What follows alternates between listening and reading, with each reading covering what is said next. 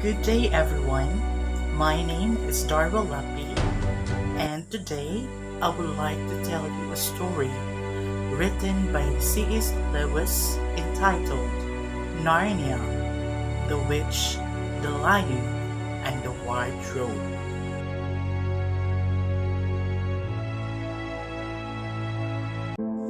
The story begins with the Pevensie siblings, Peter, Susan, Edmund, and Lucy, who were sent to an old professor's mansion to escape the bombing in London during the World War II.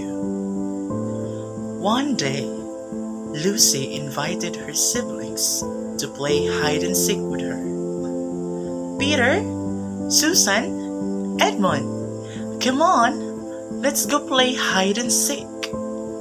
And then the four siblings played together until such time Lucy went to a room to hide, and there she discovered a wardrobe. As she hid into the wardrobe, she entered to the magical land of Narnia. There, she met Mr. Tumnus, a farm, who tells her that Narnia is ruled by the White Witch who has always made it winter and never Christmas. Lucy returns to the real world and tells her siblings about Narnia. Lucy's siblings insist that Lucy was only gone for seconds and not for hours as she claims. When the Pevensie siblings look back of the wardrobe, they see that it is an ordinary piece of furniture. So, Edmund teases Lucy mercilessly about his imaginary country until one day when he sees her vanishing into the wardrobe. Edmund follows Lucy and finds himself in Narnia as well. He does not see Lucy and instead meets the White Witch that Tumnus told Lucy about. The witch introduces herself to Edmund as the Queen of Narnia. The White Witch feeds Edmund enchanted Turkish delight, which gives Edmund an insatiable desire for the dessert. The witch uses Edmund's greed and gluttony to convince Edmund to bring back his siblings to meet her. One day, the children hide in the wardrobe to avoid the housekeeper and some house guests. Suddenly, all four Pevensie children find themselves in the magical land of Narnia. Lucy leads them to Tumnus' home, but a note informs them that Tumnus has been arrested on charges of treason.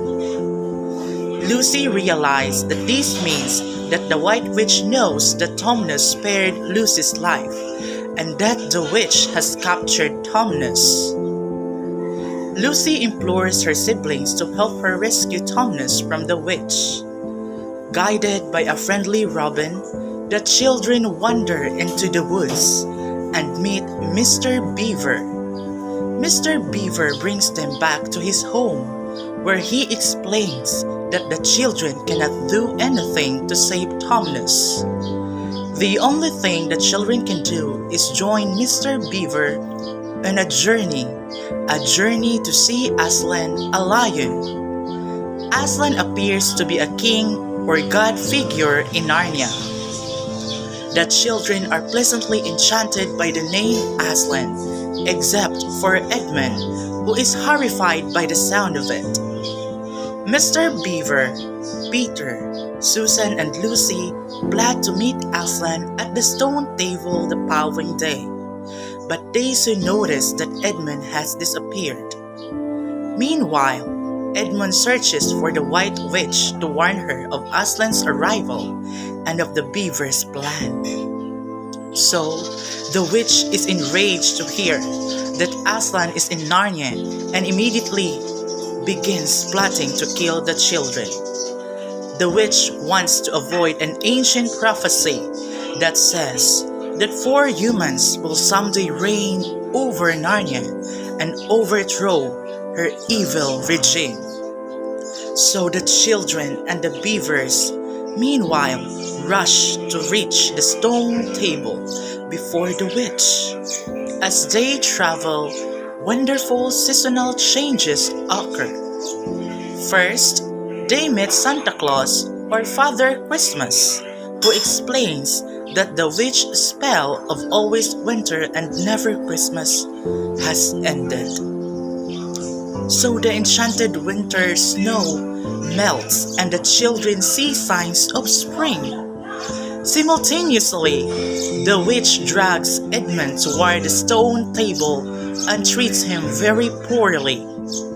Once spring arrives, the witch cannot use her sled anymore, so she cannot reach the stone table before the children. When the other three Pevensies meet Aslan, they are awed by him, but they quickly grow more comfortable in his presence. They love him immediately despite their fear. Aslan promises to do all that he can save Edmund. He takes Peter aside to show him the castle where he will be king.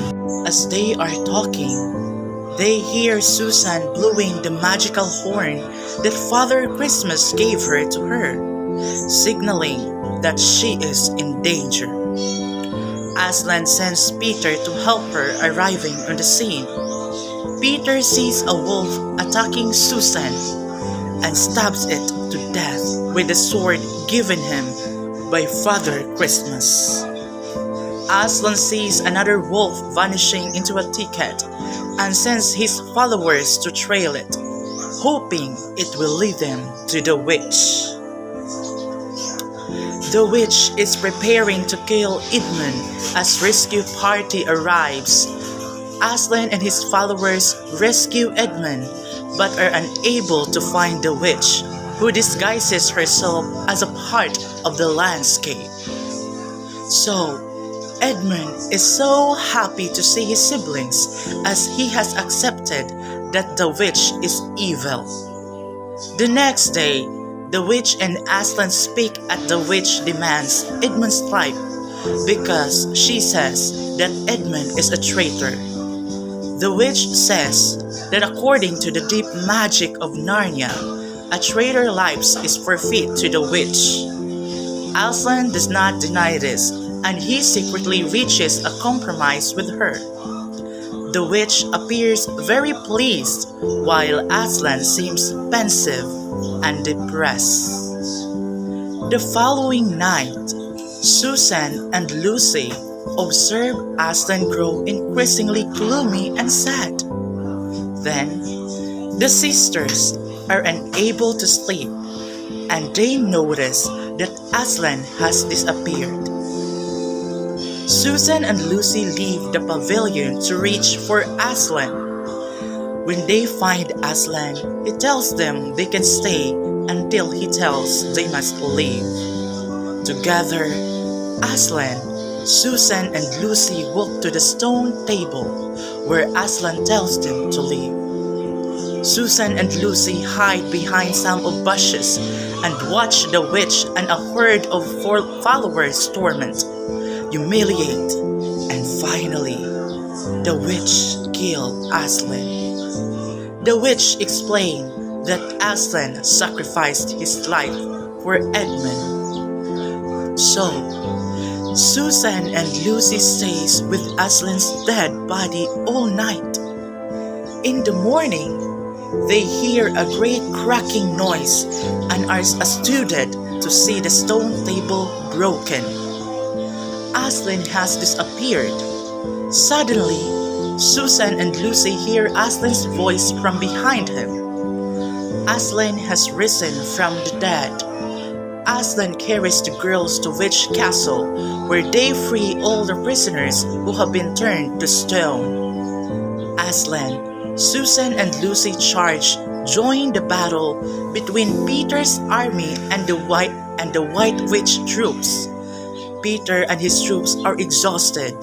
Fortunately, Aslan swiftly kills the White Witch and Peter's army, then defeats the White Witch followers.